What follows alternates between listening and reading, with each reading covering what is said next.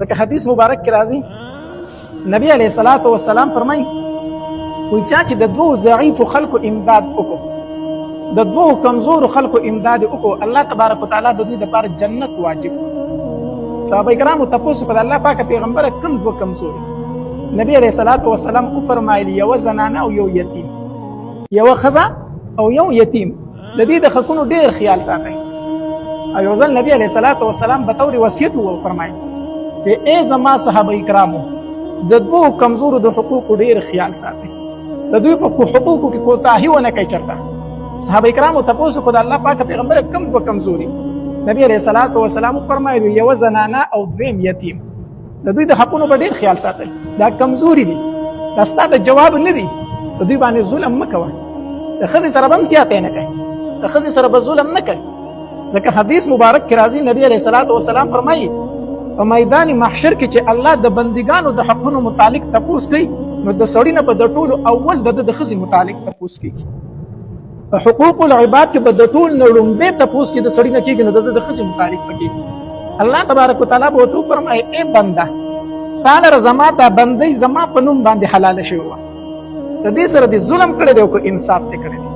ځکه نکاح چې مونږ تړو که نه داسې وایو که نه تا قبوله کړې ده په نکاح شرعي محمدي سره، نو زما دا بندۍ خو تا له حلاله شوې وه زما په نوم باندې، ظلم دې ورسره کړی دی که انصاف دې ورسره کړی دی.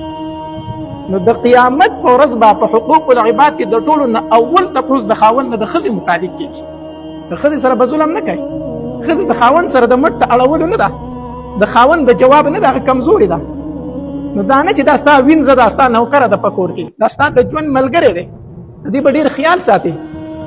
دې باندې به ستړي راځي، دې باندې به تکلیفونه راځي، دې ته به تسلي ورکوي. الله ته مضبوط پیدا کړی، هغه کمزوري پیدا کړې ده. الله ته مضبوط دې له پیدا کړی چې دې کمزوري ښځې له ته تسلي ورکړي. الله دې نه مضبوط نه پیدا کړی چې ته په دې ښځه باندې ظلم وکړي. ته ظلم له نه پیدا کړی. نو نبی علیه الصلاۃ والسلام وفرمایل د دوو کمزورو متعلق د الله نه ویریږئ، د دوی د حقونو ډېر خیال ساتئ. یو ښځه او دویم یتیم. یتیم د یتیم سره به ظلم نه کوي. ځکه حدیث مبارک کې راځي وایي چې کله یتیم څوک په ژړا کې د الله عرش پړه کېدو شي او بیا فرشتو ته الله تبارک وتعالی فرمایي ای فرشتو لاړې شه ښکته ځمکې ته، دا ماشوم چا په ژړا کو؟ هغه یتیم چا په ژړا کو چې ماته پلار اغستی دی، دا څوک ژړوي؟ یتیم سره به ظلم نه کوي، یتیم سره به خیرخواهي کوي څومره چې درنه کېږي.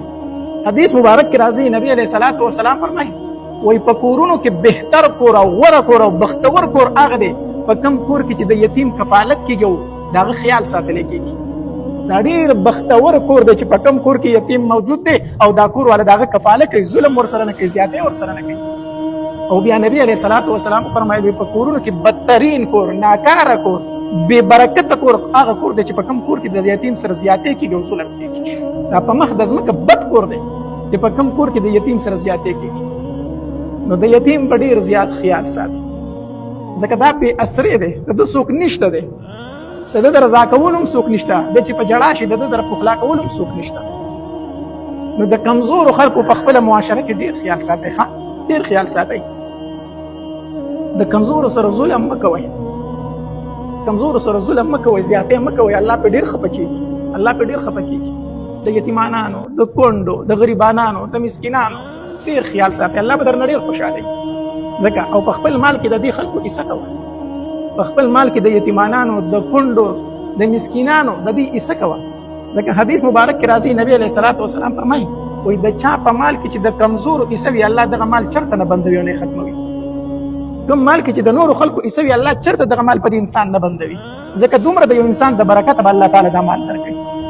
نو په خپل مال کې د غریبانانو، د یتیمانانو، د کونډو د دې خلکو ډېر خیال ساتئ، ډېر خیال ساتئ. سوچ وکړه که نه، ځان ته لږ سوچ وکړه، ځان ته لږ سوچ وکړه. 2 ورځو له بیمار شي یا چېرته لاړ شي د بچو در سره څومره فکر وي، څومره فکر در سره وي. لږ غونته بیمار شي دا سوچونه کوي یاره زما د بچو به څه کېږي. چېرته په مسافرۍ لاړ شي ټوله ورځ در سره دا سوچ نه چې د وړو به څه شي، د ماشومانو به څه شي. د کوم ماشوم چې پلار نشته د هغه فکر دې کړی دی.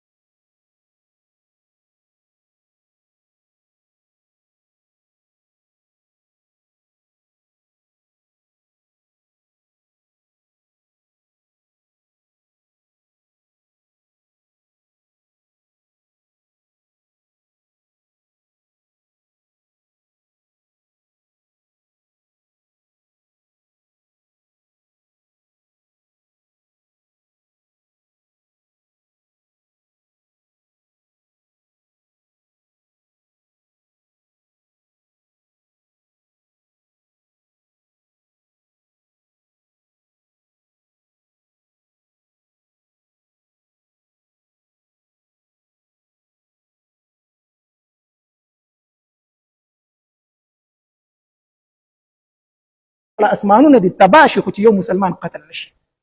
مسلمان قتل کول په الله دومره ګران دي. دارنګه سلورم نبی علیہ السلام فرمایي واکل الربا، سود خوړل. سود دا انسان د ایمان نه خلاص. او پنځم نبی علیہ السلام فرمایي اکل مال الیتیم، د یتیم مال خوړل. د یتیم مال خوړل ځکه الله تبارک وتعالى فرمایي انما یاکلون فی بطونهم نارا، د یتیم مال خوړل دا ګیډې ته اور اچول دي.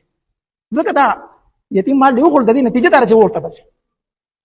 او شپږم نبی علیہ السلام فرمایي وی په غزا کې کافر ته شا ګرځول دا انسان د ایمان نه خلاصي. اوم نبی علیہ السلام فرمایي قذف المحصنات، پاک دامن ښځو باندې تهمت لګول دا انسان د ایمان نه خلاصي. الله دې زمونږ په حال رحم وکړي. د زنانو د یو بل سره جنګ شي نو څومره تهمتونه په یو بل لګوي. الله دې زمونږ په حال رحم وکړي. دومره تهمتونه په یو بل لګوي، پاک دامنه ښځه به یې د هغې لمن به چا نه لیدلي، دا ورته چې په کمزورو شروع کړي نو ته به وایې خدای پاکه دا څه دي. یا زمونږ خلک چې د یو بل سره دوه خبرې وکړي نو د مور او د خور کنځل کوي که نه کوي؟ ستا مور داسې ستا خور داسې. د الله نه ویرېږه، د الله نه ویرېږه. د هغه مور پاک دامنه ښځه ده، د هغه خور پاک دامنه ښځه ده، تا پرې تهمت ولګوو، د الله نه نه یېرېږي.